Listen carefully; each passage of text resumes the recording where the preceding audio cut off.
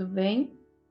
Começamos agora o Conversando Evangelho, o estudo semanal do Evangelho segundo o Espiritismo, tradução de Guilom Ribeiro. O estudo de hoje é o número 36. Bem-aventurados os que são brandos e pacíficos. Itens 3, 6 e 10.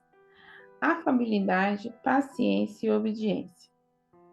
Em nome da Casa Virtual Luz Espírita Cavire, agradecemos a presença da Michele e do Clóvis e convidamos nossa amiga Michele para fazer a prece inicial.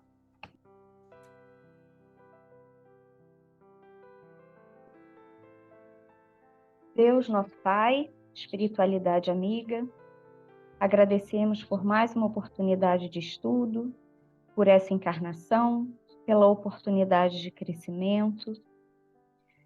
Pedimos que a espiritualidade amiga esteja presente, nos auxiliando, nos intuindo, para que possamos assimilar o estudo de hoje, aprender e evoluir. É isso que pedimos e agradecemos, que assim seja. Que assim seja.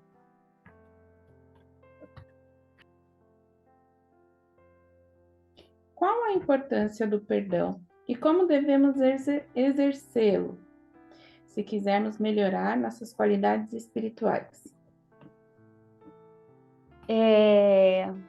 A doutrina espírita nos ensina que a gente tem dificuldade em perdoar porque nós somos imperfeitos, né? Mas o perdão, ele é extremamente importante para a nossa evolução e ele é muito mais importante para a gente do que para quem magoou a gente, né? Porque quem nos magoou muitas vezes é indiferente porque essa pessoa até muitas vezes esquece o mal que nos causou.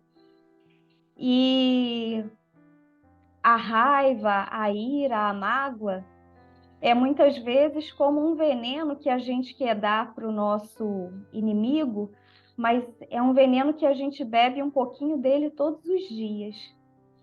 E esse veneno, o que ele faz no nosso organismo? Fisicamente mesmo. Ele vai fazer mal para o nosso estômago, ele vai fazer mal para a nossa cabeça, né? Ele vai nos causar aí depressão, ansiedade, angústia, queimação, dor nas articulações, vai fazer mal para o nosso organismo de várias formas. Então, fisicamente, ele vai nos fazer muito mal, essa ira, essa mágoa, e espiritualmente não vai nos deixar evoluir, porque a gente não vai conseguir enxergar outra coisa a não ser vingança e o sentimento de vitimização, né? A gente vai sempre se achar vítima do mal e não vai conseguir enxergar que nós podemos evoluir, pensar em alguma coisa, né? Como a gente pode evoluir com aquela situação que a gente passou. Então, o perdão, ele é muito mais importante para a gente do que para o outro. Foi quando Pedro perguntou para Jesus quantas vezes nós devemos perdoar? 7 vezes? E Jesus respondeu, não, até 70 vezes 7. Ou seja, indefinidamente. Isso é fácil? Não, não é. Mas é um exercício diário que a gente precisa fazer para a nossa evolução. E perdoar não significa que a gente vai ter amnésia e esquecer, né, que a pessoa um dia fez um mal a gente. Não.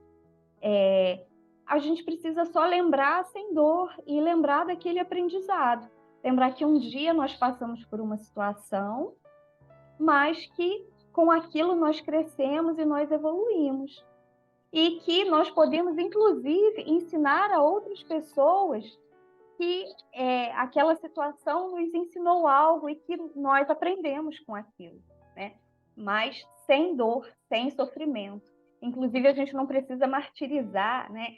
Crucificar a pessoa que nos causou mal. Pelo contrário, a gente precisa dar amor, compreensão, porque muitas vezes essa pessoa nos magoou, porque ela também precisa ser compreendida, ela precisa ser amada.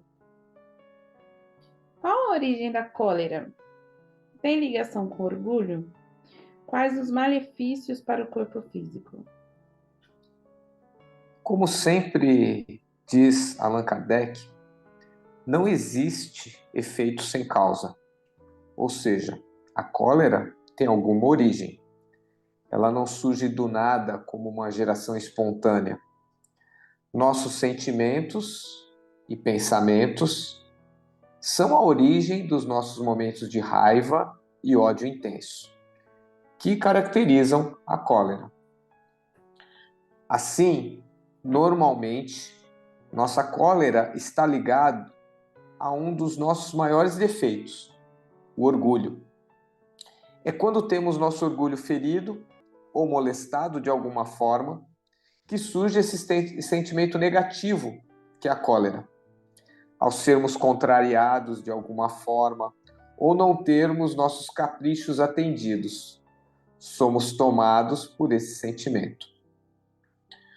O cultivo da cólera faz com que o corpo humano entre em um estado de estresse, pois a descarga de adrenalina no organismo é muito grande. O sentimento pode causar alterações fisiológicas, como aumento da pressão e dos batimentos cardíacos, tontura, vertigem, tremores, inquietação e até insônia. Mas a lista de problemas não para por aí.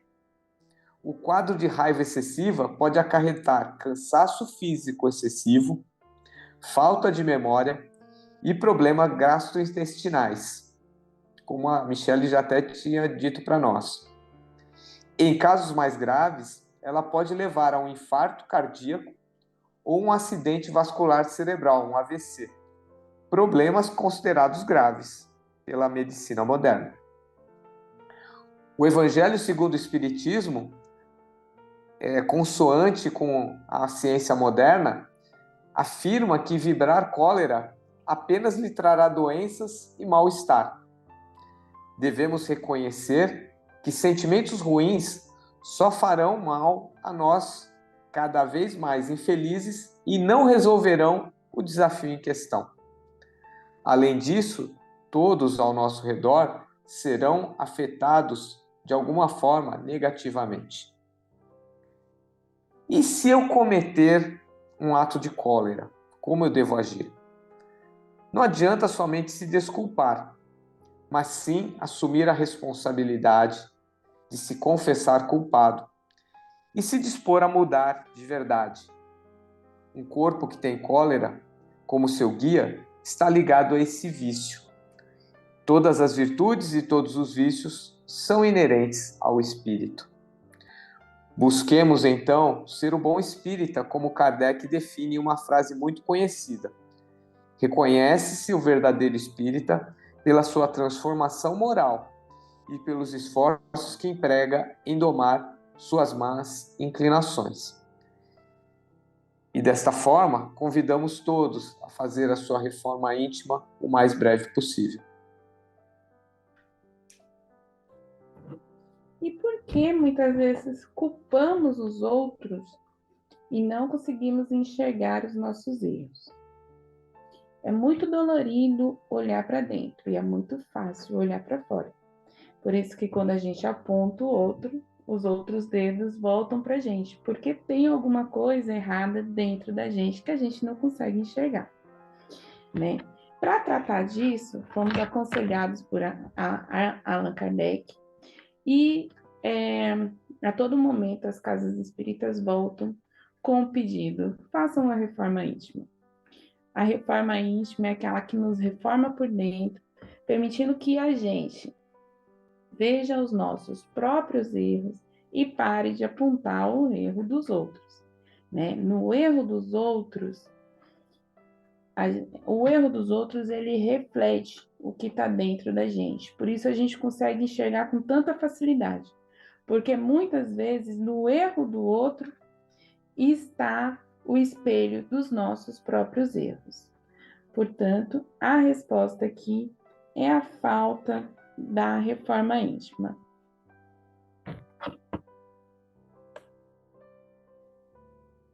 Obrigada pela colaboração de todos no nosso estudo da noite. Pedimos para o nosso amigo Clóvis fazer a nossa prece de encerramento. Vamos mais uma vez serenar o nosso coração, elevar os nossos pensamentos a Deus, agradecendo a oportunidade que nós temos de estarmos entre os encarnados, podendo aprender, evoluir e reparar. Agradecemos ao irmão maior, o Mestre Jesus, que deixou para nós os seus ensinamentos, que nós possamos humildemente tentar segui-lo nessa nossa jornada. Agradecemos também aos nossos amigos espirituais que sempre estão conosco, nos intuindo, nos amparando e nos protegendo. Que eles continuem conosco nessa nossa existência atual. E assim, agradecemos o nosso coração cheio de amor, os ensinamentos que colhemos neste momento e que nós possamos, acima de tudo, nos tornarmos pessoas de luz, podendo iluminar a todos que estão ao nosso redor. Ó Mestre, fazei-nos de nós instrumento da Tua paz. Onde houver ódio, que nós levemos o amor. Onde houver tristeza, que nós levemos a alegria. Onde houver descrença, que nós levemos a fé. Onde houver guerra, que nós levemos a paz. Onde houver trevas, que nós levemos a luz. Ó Mestre, fazei-nos antes de mais nada, consolar a sermos consolados, amar a sermos amados, pois é dando que se recebe, e é se perdoando que se é perdoado, e é nascendo, crescendo, morrendo e renascendo, evoluindo sem cessar. Tal é a lei, e que assim seja, graças a Deus. Que assim seja. Tenham todos uma boa semana. E até o próximo estudo. Fiquem com Deus.